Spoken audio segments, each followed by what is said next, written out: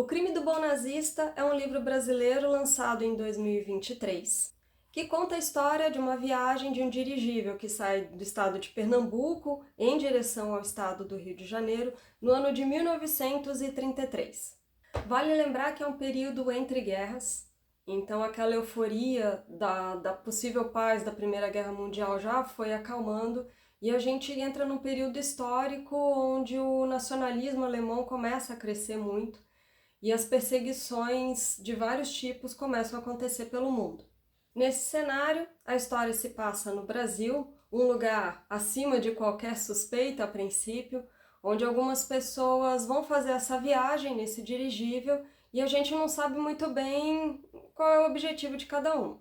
Então imagine a situação, você está dentro de um dirigível numa viagem longa, leva alguns dias de Pernambuco até o Rio de Janeiro, um lugar fechado, ninguém entra, ninguém sai, e de repente um dos passageiros aparece morto. Então uma viagem que era para ser tranquila para cada uma das pessoas que estava lá no dirigível passa a ser um problema, porque tem que se descobrir o que aconteceu com esse passageiro. E claro que temos o cenário perfeito para um romance policial, porque nessa viagem nós temos, obviamente, um detetive e pessoas altamente suspeitas. Bom, o que será que aconteceu com esse passageiro? Será que ele foi morto? Será que ele se envenenou? Será que ele teve um mal súbito? Não sabemos, você tem que ler a história para descobrir.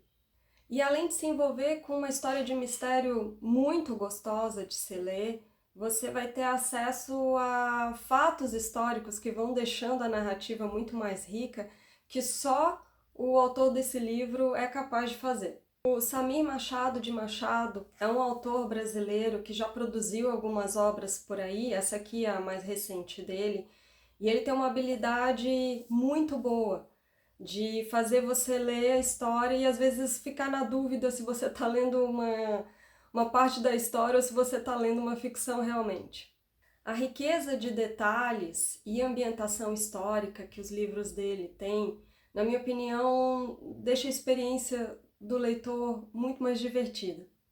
Aqui no Crime do Bom Nazista, você vai ver detalhes incríveis sobre o dirigível que realmente existiu naquela época, detalhes sobre publicações homoafetivas que tinham naquela época, além de encontrar muita ironia sobre posicionamento político, perseguições e o que cada um esconde da sua vida.